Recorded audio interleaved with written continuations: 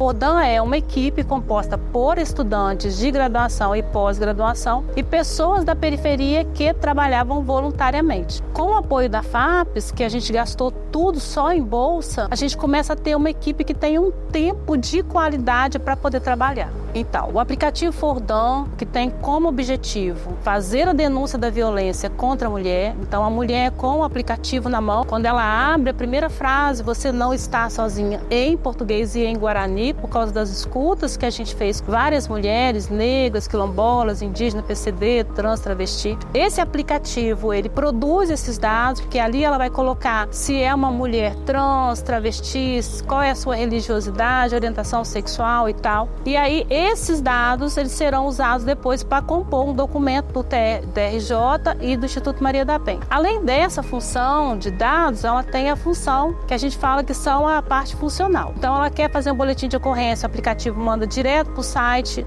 do boletim de ocorrência. Quer fazer uma solicitação de medida protetiva direto para o site da Defensoria Pública. Então, a função, além de dar os dados para a política pública, de dizer qual é a mulher que está morrendo, qual é a mulher que está solicitando e fazendo a denúncia, também diz para a política pública como que essa mulher pode facilitar o processo de denúncia. Escutamos mulheres quilombolas, mulheres indígenas, PCDs e entendemos que ele poderia ser um aplicativo do Estado do Espírito Santo. Porém, a gente começou a fazer o movimento e ele foi crescendo. Então, o Conselho Nacional de Justiça, o Conselho Nacional de Direitos Humanos, o Conselho Nacional de Igualdade Racial, o Ministério das Mulheres. Então, o movimento nacional agora é justamente esse. O aplicativo está pronto, ele está todo formatado, a partir da escuta, a gente melhorou algumas coisas. E agora, né, como política pública, está em negociação para que todas as áreas do conhecimento, direito, a questão da justiça, a questão de movimento de mulheres possam então entender. Que é o que eu falei com você, que é uma outra fase que nós estamos fazendo, que é dar formação para as lideranças, inclusive uma parceria que a gente formalizou com a CEDU,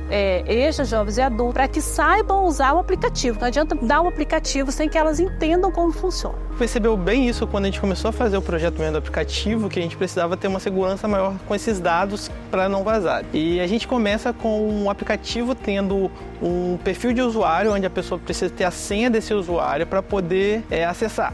E mesmo assim, os dados que são acessados são só dados que a própria mulher vai conseguir acessar, no caso. O nome dela, a religião dela, coisas mais básicas para ela. Então, assim, mesmo se alguém roubasse a dela, não conseguiria ter acesso aos dados que ela enviou, por exemplo, para a Defensoria, enviou para poder pedir uma medida protetiva, porque isso daí fica salvo dentro do nosso banco de dados aqui na UFES, que tem medidas que só podem ser acessados caso seja liberado. É uma segurança maior utilizando dois fatores, que é o aplicativo mesmo, que ele consegue limitar, e o banco de dados, que ele limita ainda mais o vazamento de dados. Fundamental, porque imagina, o nosso projeto ele se divide antes e depois da parceria com a FAPES. Antes, a gente fazia já muita coisa, mas a gente não tinha como dar esse salto nacional, em cadeia nacional. O aplicativo foi apresentado como o melhor projeto da universidade naquela série de pesquisadores, na TV Brasil. Então a gente não tinha condições de fazer tudo isso, mas foi o financiamento da FAPES, não só o financiamento, mas o apoio. A gente ligava, perguntava, elas orientavam, vieram no lançamento, foi uma coisa... Então assim, todo esse aporte foi fundamental para a gente entender o processo e conseguir produzir o que nós produzimos.